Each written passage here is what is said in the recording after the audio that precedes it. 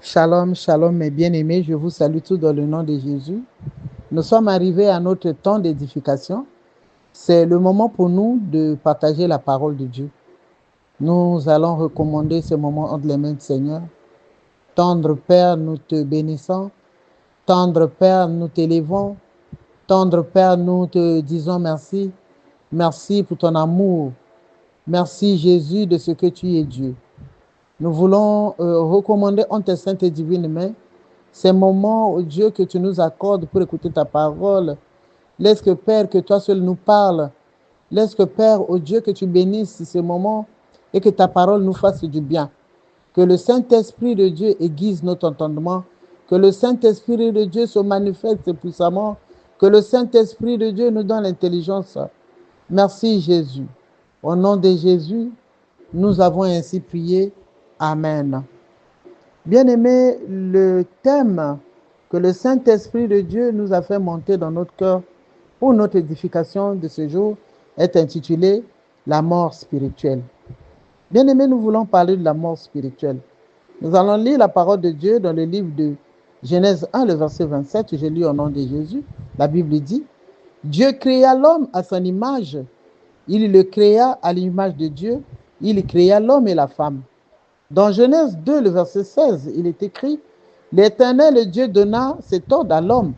Tu pourras manger de tous les arbres du jardin, mais tu ne mangeras pas de l'arbre de la connaissance du bien et du mal, car le jour où tu en mangeras, tu mourras. Bien-aimé, ici, il s'agit de l'histoire de la création. Nous savons que Dieu a créé l'homme et la femme et les a placés dans le jardin d'Éden. Mais au chapitre 2 que nous venons de lire là, nous remarquons que Dieu avait autorisé à l'homme de manger de tout ce qu'il pouvait trouver dans le jardin, de manger de toute herbe du jardin. Mais quant à l'arbre de la connaissance du bien et du mal, le Seigneur avait dit au premier homme, Adam, et à sa femme, de ne pas en manger le fruit. Donc, cet ordre a été donné à Adam pour ne pas manger du fruit de l'arbre de la connaissance du bien et du mal. Mais qu'est-ce que nous constatons? Nous constatons que Adam et Ève avaient désobéi à l'ordre édicté par Dieu et à cause de cette désobéissance d'Adam et Ève, appelée péché originel, cet acte, cette désobéissance a créé une rupture dans la relation entre Dieu et l'homme.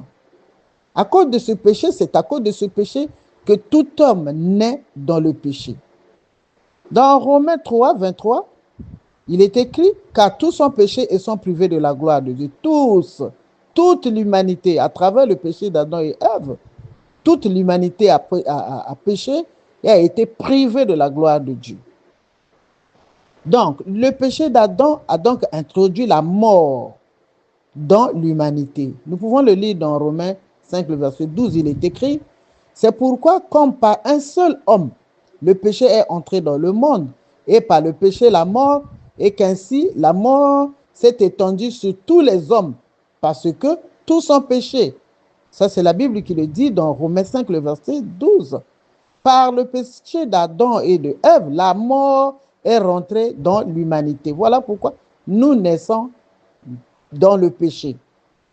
Donc, nous voyons, au risque de trop nous répéter, nous voyons que c'est à cause de ce péché que toute l'humanité a péché. Bien-aimé, Dieu de son amour a envoyé son Fils Jésus-Christ mourir sur la croix afin de racheter l'humanité, mais à une condition, croire en Jésus. Comme toute l'humanité a péché, la mort est rentrée par le péché d'Adam.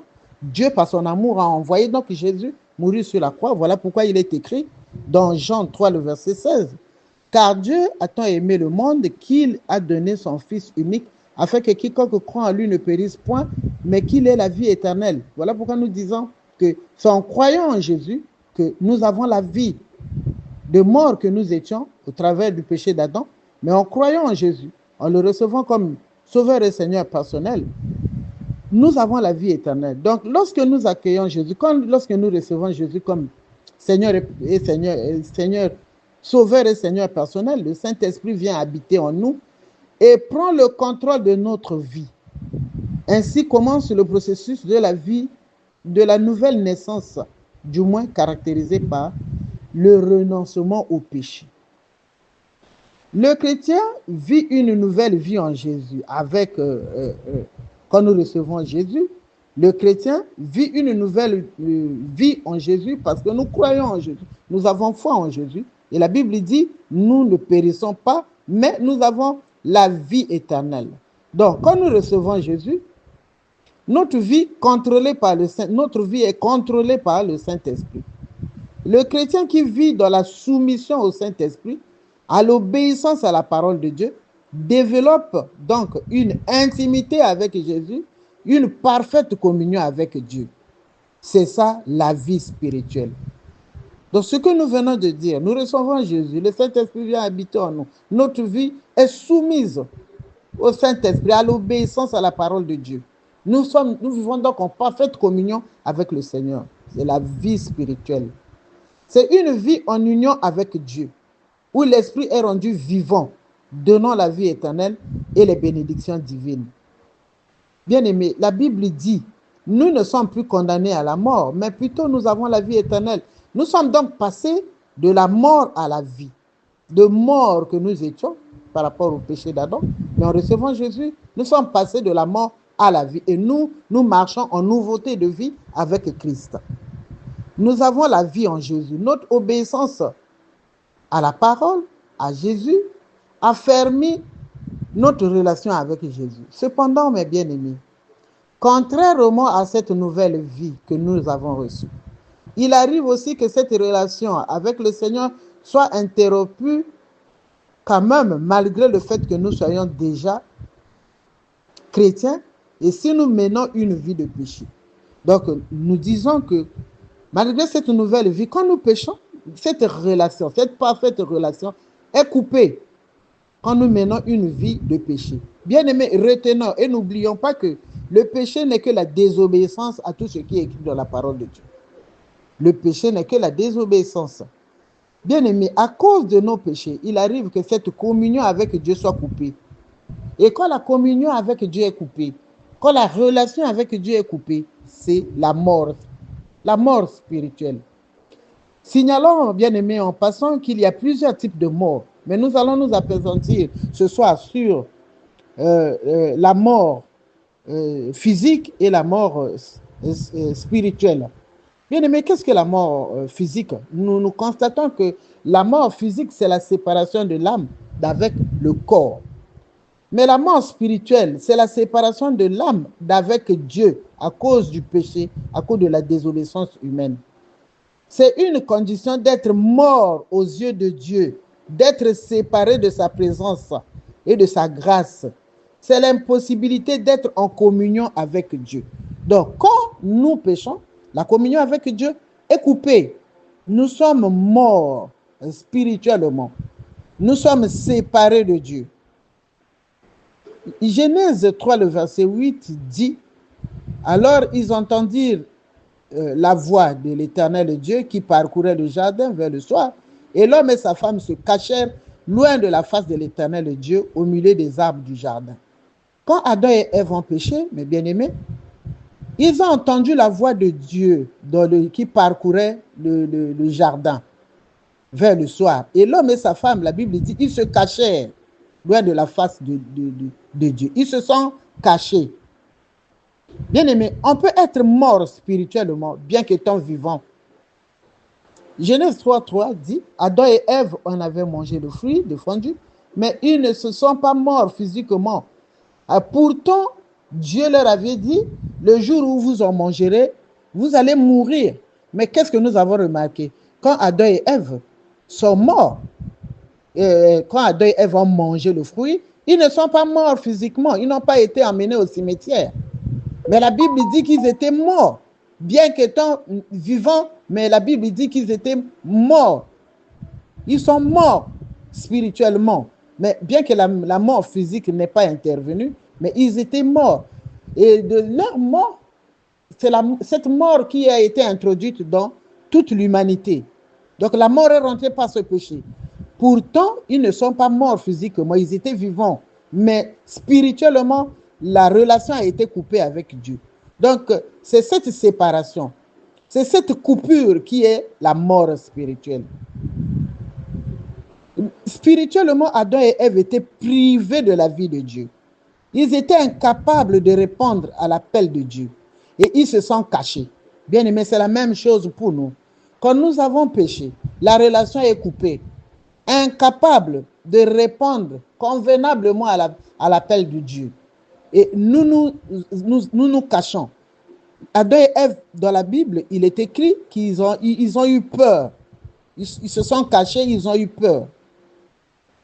Nous pouvons prier, mes bien-aimés. Nous pouvons aller à l'église. Nous pouvons même prêcher et ne pas avoir une communion avec Dieu. Nous pouvons tout faire, prêcher, chanter, jeûner et ne pas être en communion avec un autre Dieu. Nous sommes morts bien qu'étant vivants. Nous sommes morts à Dieu. Nous sommes morts à la vie spirituelle. Quand Adam et Ève ont péché, ils se sont cachés eux-mêmes. La Bible dit qu'ils ont eu peur. Quand nous péchons, bien-aimés, la Bible dit dans Ésaïe 59, le verset 2, « Mais ce sont vos crimes qui mettent une séparation entre vous et votre Dieu. Ce sont vos péchés qui vous cachent sa face. » Bien-aimés, quand nous péchons, ce n'est pas Dieu qui se sépare de nous, mais ce sont nos péchés qui nous séparent de lui. La Bible dit, ce sont vos péchés ce sont les péchés qui nous cachent la face de Dieu. Ce sont nos péchés qui empêchent Dieu de nous écouter. La Bible dit dans Ésaïe 9, le verset, Ésaïe 59, 2, que ce sont vos péchés qui vous cachent sa face et l'empêchent de vous écouter. Le péché empêche Dieu de nous écouter. C'est le péché qui crée cette séparation. Et pendant que nous sommes dans cette séparation-là, nous sommes morts. Donc, le péché nous sépare de Dieu. L'amour de Dieu, bien-aimé, pendant que nous avons péché, l'amour de Dieu est permanent. Il nous appelle, il nous attend pour que nous puissions nous repentir. Il nous appelle à revenir à lui, mais avec la mort en nous, bien-aimés, à cause du péché. Nous sommes incapables de rentrer en contact avec lui, malgré ses appels, malgré tout ce qu'il fait, malgré son amour. Mais pendant que nous avons péché, tant qu'il n'y a pas la repentance, nous sommes incapables de rentrer en contact avec notre Dieu. Le péché nous cache la face de Dieu. Le péché nous sépare de lui. Bien-aimé, exactement comme celui qui est mort physiquement ne peut plus écouter. Il en est ainsi pour le mort spirituel. Il ne peut plus écouter, ni sentir, ni réagir à la lumière, ni réagir au froid, ni au chaud, ni réagir au bruit, ni recevoir l'affection et l'amour. Celui qui est mort physiquement ne peut plus rien faire de tout ce que nous venons de citer là. Il ne peut plus goûter à rien, ni à la justice, ni à la paix, ni au bonheur, ni à la paix intérieure, ni à rien. Celui qui est mort n'a pas en lui la vie qui le permette de réagir aux choses spirituelles et encore moins de vivre spirituellement.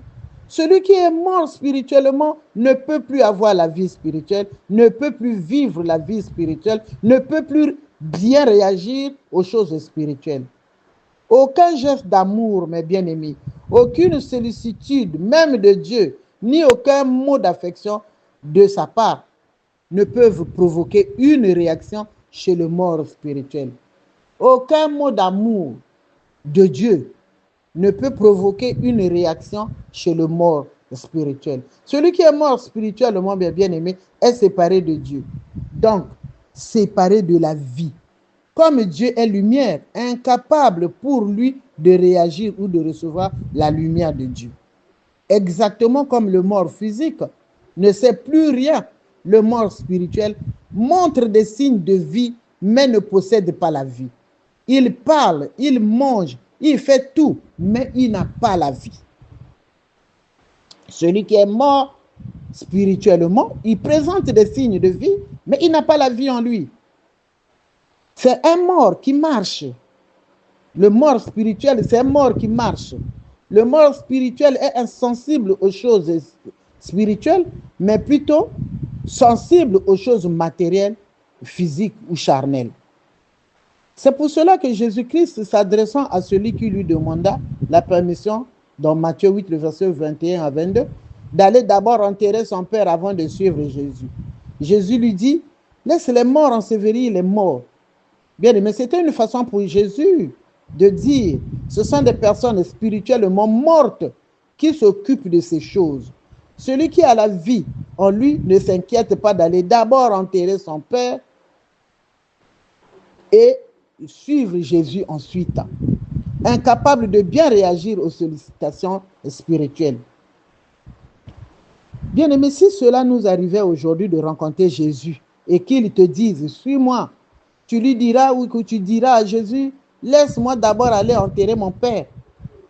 Quand nous n'avons plus la vie de Jésus en nous, quand nous sommes séparés de Jésus, comme nous ne sommes plus, quand nous ne sommes plus spirituels, nous avons en nous des réactions, des mauvaises réactions aux choses spirituelles. Et des réactions aux choses spirituelles deviennent charnelles. Vous voyez que c'est Jésus qui s'adresse à quelqu'un et qui lui dit, suis-moi, il dit, laisse-moi d'abord aller enterrer mon père. Il n'y a aucun intérêt spirituel là-dedans. La mort spirituelle, mes bien-aimés, c'est la perte de la connexion avec le divin. Une déconnexion totale de la source de vie. Comme Dieu, c'est la source de vie. Jésus, c'est la source de vie. Quand nous sommes séparés de Dieu, quand nous sommes morts spirituellement, nous sommes déconnectés de celui qui est la source de vie, mes bien-aimés. Et quelles sont les conséquences de cette mort spirituelle? La conséquence, c'est la souffrance due au péché. Je dis souffrance due au péché parce qu'il y a aussi une souffrance qui bénit, c'est-à-dire une souffrance pour la gloire de Dieu. Souffrir pour n'avoir rien fait. Ce n'est pas que tu souffres parce que tu as commis un péché, voilà pourquoi tu es en train de payer le prix. Mais c'est la souffrance due au péché. Quand nous sommes dans la séparation, dans la mort spirituelle, nous vivons la souffrance.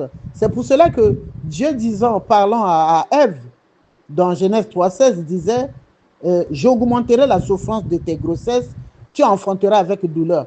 Bien aimé, cette sentence a été prononcée contre Ève après avoir mangé le fruit. Et nous également, bien aimés, nous sommes dans la position de Adam et Ève quand nous péchons. Quand nous péchons, nous sommes dans la position d'Adam et Ève. Nous fouillons devant Dieu. Nous avons honte, nous nous cachons. Mais nous vivons également la souffrance. Nous vivons également des difficultés. Et dans cette période de mort spirituelle, nous sommes l'esclave de Satan qui nous manipule comme il veut. Dans Hébreux 2, le verset 15, il est écrit qu'il délivra tous ceux qui, par crainte de la mort, étaient toute leur vie retenus dans la servitude. Bien-aimés, quand nous sommes dans la mort spirituelle, c'est-à-dire nous avons péché, nous n'avons plus l'esprit de la repentance. Nous sommes maintenus dans la servitude de Satan. Nous avons la connaissance du bien sans pouvoir l'accomplir. Nous avons la connaissance du mal sans pouvoir s'en débarrasser, sans pouvoir s'en libérer. Pendant que nous sommes dans cette mort spirituelle, il y a le refus de porter la responsabilité de ses fautes. Comme Adam et Ève, ils ont péché, et il s'est installé le sentiment de peur. Notre volonté pendant cette période de mort spirituelle n'est plus en harmonie avec Dieu. Bien-aimés, comment s'en sortir? Comment s'en sortir de la mort spirituelle?